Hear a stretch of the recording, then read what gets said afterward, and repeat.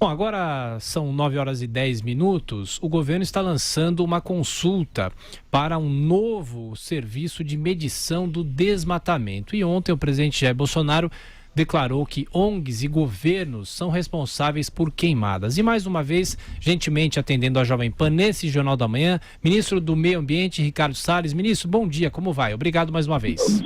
Bom dia a todos.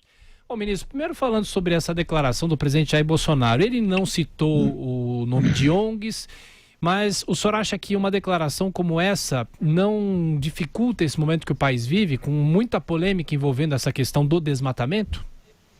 Olha, ontem eu estive lá na Amazônia, saímos de Salvador direto para o Mato Grosso, fomos às cidades de Sinop, Sorriso, sobrevoamos a Chapada dos Guimarães e terminamos numa coletiva de imprensa com o governador do Mato Grosso, Mauro Mendes, lá em Cuiabá. E o que a gente verificou? Primeiro, lá na Chapada dos Guimarães, por exemplo, foi uma queimada de 3 mil hectares dentro do parque, 10 mil no total, iniciada por um senhor que colocou fogo em folhas e lixo no fundo do terreno.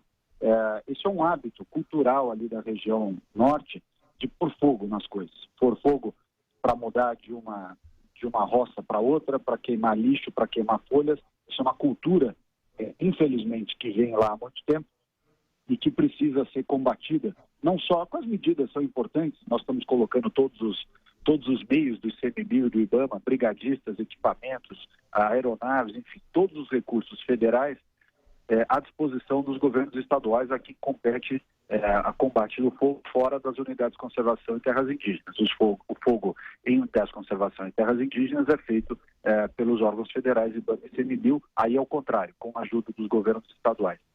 Mas esse exemplo do caso lá da Chapada dos Guimarães é emblemático. Quer dizer, uma pessoa pôs fogo propositalmente por um motivo besta, que foi queimar folha no fundo do imóvel.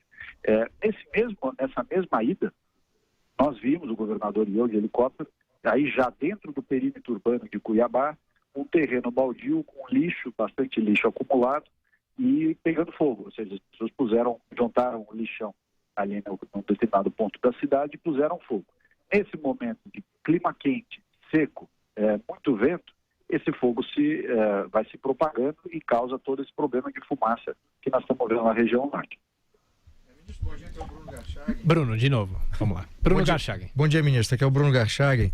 O porta-voz do governo disse que o governo teria recebido algumas denúncias a respeito dessa ação criminosa por parte de integrantes de ONGs. Eu queria saber se essa informação procede, se vocês receberam alguma coisa. E a segunda pergunta é a respeito da escolha dessa empresa que vai monitorar o desmatamento da Amazônia.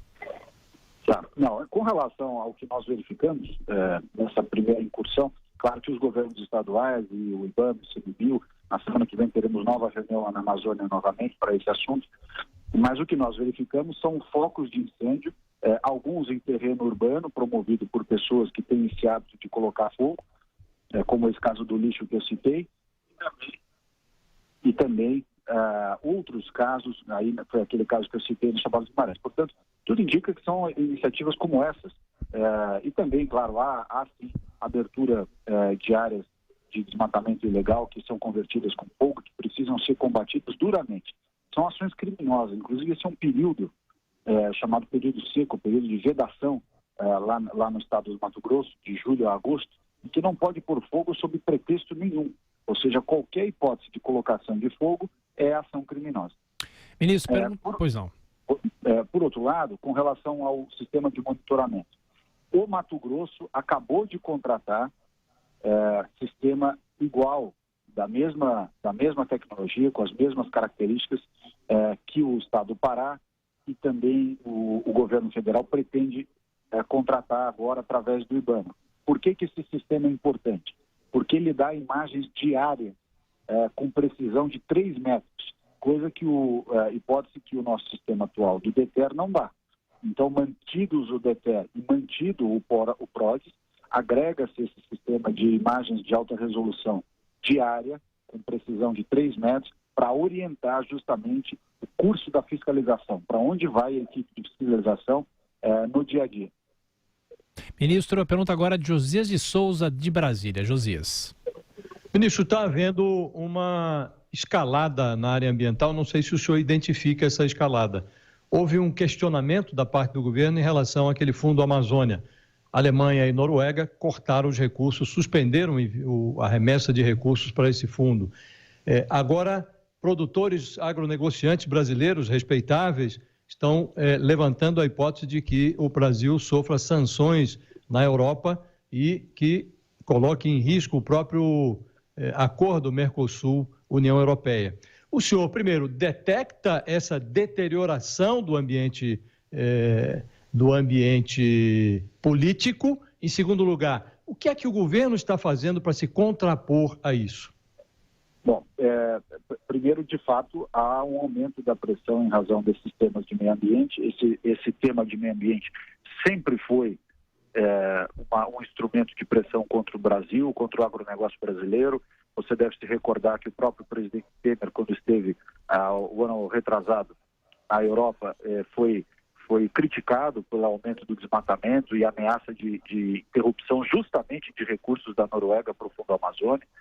Então, essa é uma narrativa antiga e vem se agravando desde que o desmatamento em 2012 iniciou a sua subida, em 2015 aumenta com mais intensidade e esse ano continua sendo uma narrativa de pressão sobre o Brasil. Os setores produtivos, eu tenho conversado com alguns representantes, têm identificado essa pressão e nós estamos atuando em duas frentes. De um lado, mostrando as coisas positivas que o Brasil faz. É um país que conservou 66% da sua mata nativa, também conserva e reconstrói, recompõe as suas áreas de preservação permanente, as APPs, tem o Código Florestal com a reserva legal em diferentes percentuais de diferentes biomas, que é uma legislação ambiental que nenhum outro país tem, mas não basta mostrar isso. Mais do que mostrar isso, nós precisamos complementar com ações futuras, presentes e futuras, de preservação da nossa biodiversidade, da nossa Amazônia. Para isso, melhorar a fiscalização, inclusive a razão pela qual se pretende esse sistema de monitoramento mais detalhado, e fazer ações coordenadas entre os diversos entes federativos. Qual é a dificuldade nesse momento? Todos os estados, todos os governos estaduais e o governo federal estão sofrendo problemas orçamentários, de redução da sua capacidade de investimento em razão dessa crise econômica. Ministro, eu vi o senhor falando isso ontem, numa entrevista, eu vi o senhor falando dessa dificuldade orçamentária. Mas eu lhe pergunto, não é um contrassenso, reconhecendo a dificuldade orçamentária, que é real, é impossível desconhecer isso, não é um contrassenso que o governo tenha agido deliberadamente para perder os recursos de Alemanha e Noruega diante desse cenário? Quer dizer, a gente jogou pela janela um recurso que vinha sem a necessidade, não era empréstimo, era doação, não é um contrassenso? Nós não jogamos pela janela. Se fosse uma doação, nós poderíamos usar o dinheiro da forma que melhor convém para o governo em alinhamento com os governos estaduais. Entretanto, em que pese o rótulo de doação, na verdade foi uma colocação condicionada. Quando nós quisemos fazer uma reorientação para melhor eficiência, melhor gestão desses recursos de maneira que pudesse alinhar, inclusive, mais empenho dos governos estaduais e federais nesse sentido, nós não conseguimos. Ministro. Então, qual foi, só respondendo, desculpa, qual foi a resposta nossa? Não foi jogar o recurso pela janela em absoluto e tampouco negar os recursos. Os recursos, nesse momento, estão suspensos porque a regra do Fundo Amazônia está em discussão e ela está em discussão, por outro lado, para permitir que a gente tenha melhor gestão sobre os recursos que supostamente foram doados ao fundo. É isso. Isso, nosso tempo está acabando, mas agora há pouco o presidente Jair Bolsonaro, na saída do Alvorada, falou sobre a Amazônia. Peço para que o senhor ouça essa declaração e a gente volta a se falar daqui a pouco. Vamos ouvir. Agora, a Amazônia é maior do que a Europa. Como é que você vai combater incêndio criminoso nessa área? E é criminoso. Apure, justifique o que você está falando. Como? Você tem que só se pegar o cara em flagrante. Fora isso, você vai pegar quem está tocando fogo lá. As ONGs perderam dinheiro, com dinheiro que vinha da Noruega e da Alemanha para cá. Estão desempregados. Tem que fazer o quê? Tentar me derrubar. Ô, ministro, aí a fala do presidente Jair Bolsonaro e eu insisto, primeiro, como combater os incêndios criminosos, e o presidente mais uma vez se referiu às ONGs, ministro. Bom, vamos lá. Em primeiro lugar, 2017 teve mais queimadas do que esse ano que 2019 está tendo. Por que tem esse contraste percentual desse ano com relação ao ano passado? O ano passado choveu muito mais e estava mais úmido e tinha menos queimada. Isso quer dizer que há menos ateamento de fogo? Não, em absoluto. Nós precisamos monitorar isso com muito cuidado. São, sim, atividades que precisam ser coibidas em conjunto, o governo federal e o governo estadual. Nós estamos com um esforço conjunto nesse sentido. Aliás, eu estava lá ontem fazendo isso. Agora, uma região muito grande. O território da Amazônia corresponde a 48 países europeus, né? Então, é uma área muito grande e, nesse período seco, mais propensa às queimadas. Nós precisamos combati-las fortemente. Ok, ministro do Meio Ambiente, Ricardo Salles, mais uma vez atendendo a Jovem Pan. Bom trabalho, ministro. Até a próxima. Bom dia a todos.